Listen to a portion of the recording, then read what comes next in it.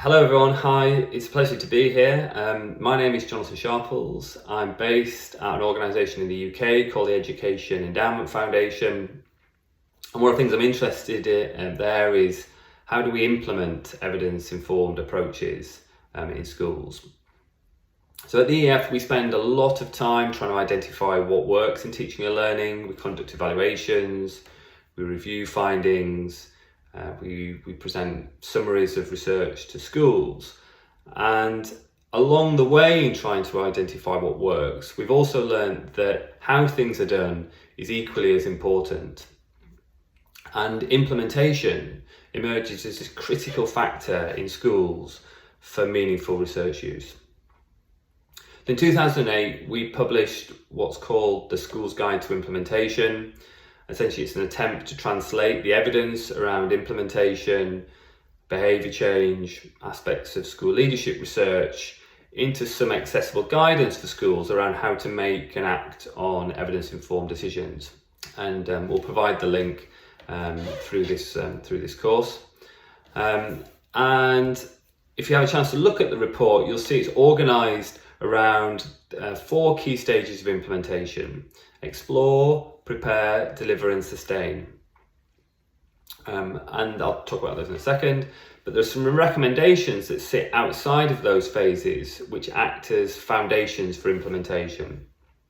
And the first recommendation is that we should try and treat implementation as a process rather than an event or a series of isolated events, which is often how it can happen in schools. Essentially, implementation for me is the aggregation of lots of small things done well, rather than any single kind of action or activity. So if we just go and look at those 4 phases and just unpack them in a bit more detail. So the first phase, explore, is essentially about the decision-making process. How do we use data and use information within the school to identify the right priorities to focus on, to really understand what that means in terms of areas for improvement. The next stage is having done so, how do we make really well-informed, evidence-informed decisions about what to implement?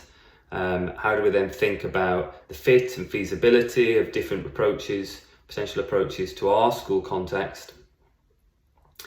Then, having made that decision, the preparation phase, prepare phase, is really about how do we get the organisation or the department in the best place to give this approach the best chance of success. So in the initial phases, you might be about creating a really clear, well-specified plan, then using that plan to build a shared understanding of why we're doing this approach, what it entails, how are we going to do it. Thinking about assessing readiness to make that plan, put that plan into action. And then all the kind of practical aspects of preparation around building infrastructure, training staff, essentially getting yourself in a position so that when you start delivering it, it can start to take hold. The delivery phase is, I like to refer to it as kind of continuous dynamic improvement.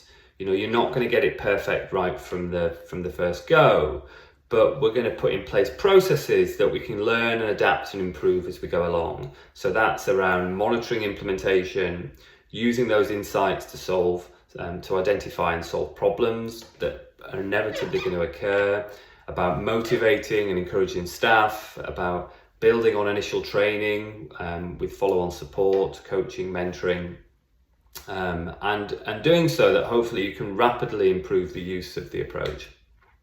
And then sustain really is about kind of bedding it in, continuously acknowledging, supporting and rewarding good implementation practices, thinking about scaling it up, which might involve a different set of considerations than you're initially using it to introduce it, and ultimately trying to kind of bake it into the life of the school. And I guess if there's one take-home message I would say across this is that the bulk of this evidence and the bulk of the report relates to things in the explore prepare phase. In other words, things that happen before we deliver a change. And our insights are that often we're underprepared when we're introducing in something in a school. So try and spend more time in that phase, and in doing so, hopefully it will free up time in terms of solving problems that you otherwise might encounter when you get into delivering it. So yeah, I hope that's a kind of very brief introduction to the report. I hope it's of interest. Have a look on our website. There's lots of tools, resources, case studies and things like that to look at further. And yeah, good luck with the course.